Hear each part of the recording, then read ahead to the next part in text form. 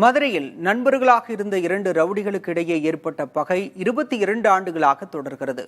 தலைமுறை கடந்து தொடரும் பகை 21 கொலைகளுக்கு காரணமாக இருந்திருக்கிறது.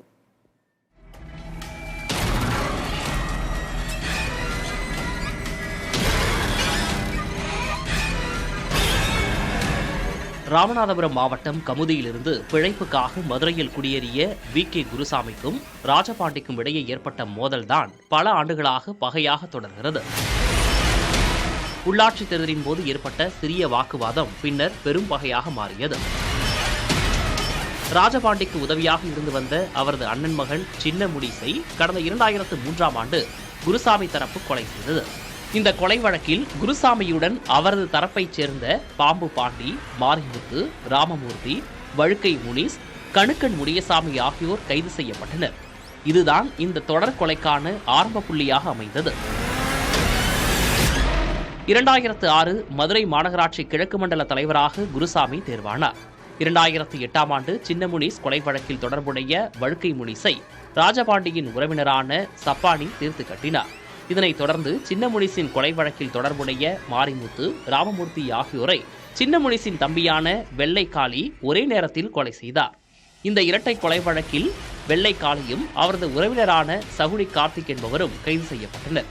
இவ்விருவரும் சிறையில் இருந்தபோது இருளாண்டி என்பவருடன் நட்பு ஏற்பட்டது.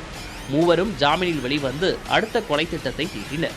2013ஆம் ஆண்டு சின்ன முனிஸ் கொலை வழக்கில் தொடர்புடைய குருசாமியின் தங்கை கணவரான பாம்பு பாண்டியை மூவரும் சேர்ந்து கொலை செய்தனர். இதனால் ஆத்திரமடைந்த குருசாமி தரப்பு சகுனி கார்த்தியின் தாய்மாமனான மயில் முருகன் என்பவரை கடந்த 2013ஆம் ஆண்டு வெட்டி படுகொலை செய்தது. இதில் வி.கே. குருசாமியின் மகன் மணி உள்ளிட்டோர் கைது செய்யப்பட்டனர். இதற்கு பழிவாங்கும் வகையில் கடந்த 2015ஆம் ஆண்டு வி.கே. மணியின் நண்பரான முனியசாமியை வெள்ளைக்காளி மற்றும் ராஜபாண்டியின் மகனான தொப்புளி முனியசாமி ஆகியோர் சேர்ந்து ஓட விரட்டி படுகொலை செய்தனர். பகையின் தொடர்ச்சியாக கடந்த 2016ஆம் ஆண்டு காளி தரப்பினர் கமுதி அருகே வி.கே. குருசாமியின் மகளின் கணவரான எம்.எஸ். பாண்டியனின் தம்பியான காட்டுராஜாவை வெட்டி படுகொலை செய்தனர். பகையின் உச்சகட்டம் 2017ஆம் ஆண்டு அரங்கேறியது. குருசாமியின் மகன் மணி ராஜபாண்டியின் மகன் தொப்புளி முனுசாமியை கமுதிக்கு கடத்திச் சென்று பைக்கில் கட்டி போட்டு தீ வைத்து கொளுத்தினார். இதில் தொப்புளி முனுசாமியின் சாம்பல் கூட கிடைக்கவில்லை. 2017ஆம் ஆண்டு வெள்ளைக்காளி தரப்பைச் சேர்ந்த சகுனி கார்த்திக், முத்து இருளாண்டி ஆகியோர் வி.கே. குருசாமியின் ஆதரவாளரான சடையாண்டியை அரசு மருத்துவமனையில் வைத்தே வெட்டி கொலை செய்தனர். இதன் தொடர்ச்சியாக வெள்ளைக்காளியின் கூட்டாளிகளான சகுனி கார்த்தி, முத்து இருளாண்டி ஆகியோர் பொதுமக்களை மிரட்டி பணம் பறிப்பது உள்ளிட்ட செயல்களில் ஈடுபட்டு வந்தனர். ஒரு கட்டத்தில் காவல்துறையினருக்கே ஆடியோ வாயிலாக மிரட்டல் விடுத்தனர். இந்நிலையில் மதுரை சிக்கந்தர் சாவடி பகுதியில் காவல்துறையினர் நடத்திய என்கவுண்டரில் சகுனி கார்த்தி, முத்து இருளாண்டி ஆகியோர் இருவரும் கொல்லப்பட்டனர். 2018இல் குருசாமியின் உறவினர் முனியசாமியையும் 2019இல் குருசாமியின் மருமகன் எம்.எஸ். பாண்டியும் வெள்ளைக்காளி தரப்பினர் கொலை செய்தனர். 2020ஆம் ஆண்டு வெள்ளைக்காளி தரப்பான குல்லா முத்துப்பாண்டியை குருசாமி தரப்பைச் சேர்ந்த மாடு மணி என்பவர் கொலை செய்தார். இதற்கு பழிவாங்கும் நோக்கில் காவல்துறை தேர்வுக்காக காத்திருந்த முருகானந்தம் என்பவரை வெள்ளைக்காளி தரப்பினர் தலையை அறுத்து கொடூரமாக கொலை செய்தனர். இதற்கிடையே குருசாமியை கொலை செய்ய எதிர்த்தரப்பினர் எடுத்த பல முயற்சிகள் தோல்வியில் முடிந்தன.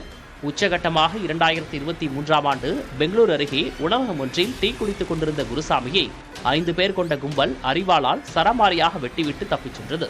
மருத்துவமனையில் அனுமதிக்கப்பட்டு காப்பாற்றப்பட்ட குருசாமி இப்போதும் வீட்டு சிகிச்சையில்தான் இருக்கிறார். இந்த வழக்கில் வெள்ளக்காளியின் ஆதரவாளரான கரிமேடு பிரசன்னா, கார்த்திக், குரு, விஜய் ஆகியோர் கைது செய்யப்பட்டனர். 22 ஆண்டுகளாக தொடர் பகைக்கு காரணமான இருவரில் ஒருவரான ராஜபாண்டி கடந்த சில ஆண்டுகளுக்கு பின் உடல்நலக்குறைவால் உயிரிழந்து விட்டார். மற்றொருவரான குருசாமியோ நடைபணமாக வாழ்கிறார். ஆனாலும் பகை திறவில்லை. குருசாமியின் சகோதரர் மகன் காளீஸ்வரன் கடந்த சில நாட்களுக்கு முன் படுகொலை செய்யப்பட்டுள்ளார். சிறைச்சாலையில் இருந்தபடியே வெள்ளைக்காளி தரப்பினர் திட்டமிட்டு காளீஸ்வரனை கொலை செய்திருக்கலாம் என சந்தேகிக்கப்படுகிறது.